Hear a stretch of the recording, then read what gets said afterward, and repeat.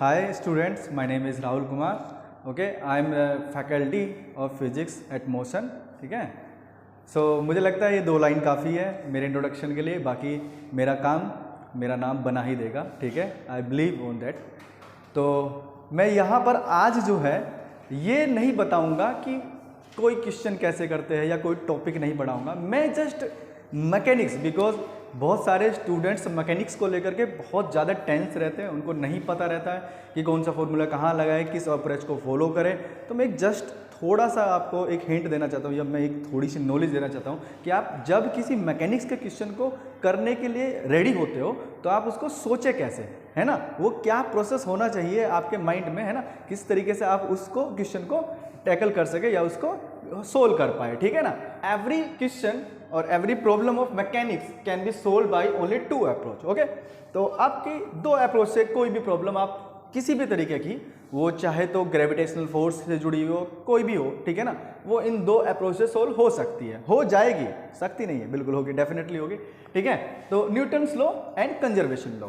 अब कौन सा अप्रोच कहाँ पर अप्लाई करें ये डिपेंड करता है क्वेश्चन पर. ठीक है. क्वेश्चन तो दोनों अप्रोच से सोल्व हो जाएगा, बट कुछ क्वेश्चन ऐसे होंगे जो न्यूटन्स लॉ से इजी पढ़ रहे होंगे और कुछ क्वेश्चन ऐसे होंगे मे बी वो कंजर्वेशन लॉ से ज़्यादा बेस्ट रहे उसके कंपैरिजन में. ठीक है ना. तो ये आपको डिसाइड करना पड़ेगा कि कौन सी अप्रोच मेरे को फॉलो करनी है. ठीक है. मैं अब इसको क्या करता हूँ, मैं सबसे पहले काइनेमेटिक्स के लिए बताता हूँ कि आपको क्या करना चाहिए. बिकॉज अगर आप काइनेमेटिक्स सोल्व कर रहे हो तब तो कंजर्वेशन लॉ आपको लगाने की जरूरत ही नहीं है. बिकॉज वहाँ पर जो है सिनेरियो कुछ थोड़ा डिफरेंट तरीके का, बिकॉज वहाँ पर हम फोर्स के ऊपर फोकस नहीं करते. ठीक है. तो अभी मैं स्टार्ट कर रहा हूं कि काइनेमेटिक्स में कैसे अप्रोच, कैसे सोचना है आपको. ठीक है ना. Approach to solve problems of kinematics. Okay. तो काइनेमेटिक्स की प्रॉब्लम को सोल्व कैसे किया जाए, कैसे सोचा जाए, कैसे थिंक किया जाए. ठीक है ना. बिकॉज आप देख सकते हो कि पूरा मैकेनिक्स 2 पार्ट में डिवाइडेड है ना. एक काइनेमेटिक्स, एक डायनेमिक्स. तो अभी मैं काइनेमेटिक्स के बारे में बता रहा हूं और फिर हम नेक्स्ट अपने वीडियो में डायनेमिक्स के बारे में देख लेंगे. ओके. तो किस तरह से हम काइनेमेटिक्स की प्रॉब्लम को सोल्व करें, आपको क्या सोचना है. आपको सबसे पहले ये सोचना है, एक्सेलेरेशन के बारे में सोचना है. ठीक है ना. बिकॉज हम फोर्स के बारे में तो नहीं सोचते, बट हम एक्सेलेरेशन के बारे में सोचते हैं, है ना. ये हमें पता होना चाहिए कि एक्सेलेरेशन है कि नहीं है. तो आपको सबसे पहले क्या सोचना है, सबसे नंबर 1 पर, कि is acceleration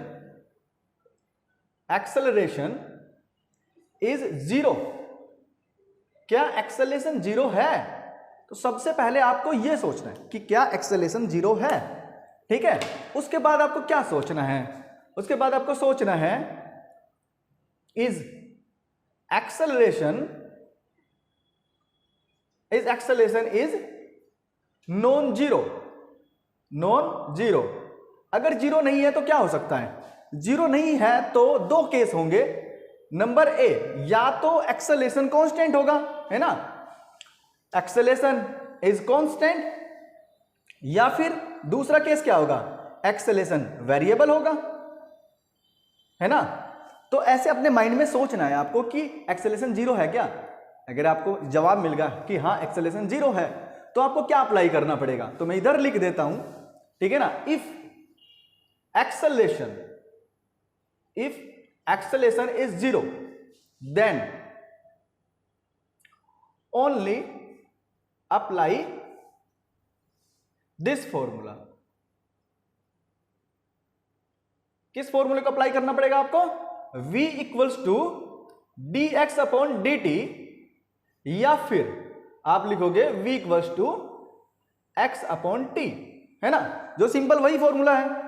velocity equals to displacement पर टाइम, या फिर स्पीड इक्वल्स टू डिस्टेंस पर टाइम. इस तरह से इसी फॉर्मूले से आपका आंसर आ जाएगा. इतने में ही आपका क्वेश्चन खत्म हो जाएगा.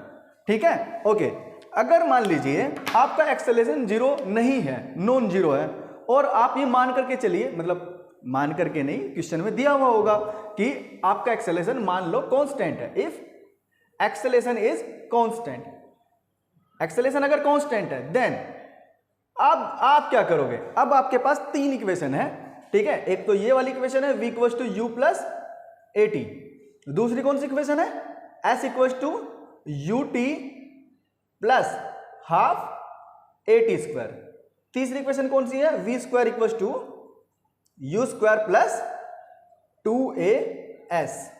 ओके, तो ये 3 इक्वेशन ही आपके क्वेश्चन को करेंगी, इन्हीं 3 इक्वेशन से आपकी प्रॉब्लम सोल्व होगी, भले ही आप पे वो सोल्व ना हो पा रही हो, ठीक है ना, ये डिपेंड करता है आपके ऊपर, बट इसी से ही क्वेश्चन का सॉल्यूशन निकलेगा और कोई तरीका नहीं है। ओके, तो मैंने बताया है आपको अपने माइंड में ये सोचना है सबसे पहले कि एक्सेलरेशन 0 है कि नहीं है। अगर 0 है तो आपको यही यूज करना पड़ेगा। अगर एक्सेलरेशन नॉन 0 है तो दो बात हो सकती है, या तो कांस्टेंट होगा या वेरिएबल होगा। अगर कांस्टेंट है तो आपको ये इक्वेशन अप्लाई करनी पड़ेगी। अब अगर वेरिएबल है तो मैं इधर लिख देता हूं, ठीक है, इफ एक्सेलरेशन इज वेरिएबल तो कौन आएगा, तो क्या करेंगे, ठीक है। तब तो आप बस एक ही नाम लोगे, न्यूटन भाई साहब। तो न्यूटन भाई साहब ही आपके प्रॉब्लम को सोल्व करेंगे, ठीक है।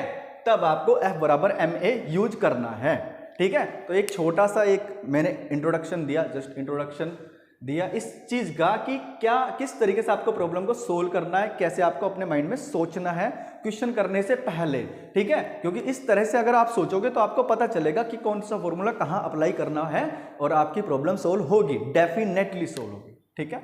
Okay, bye, thank you.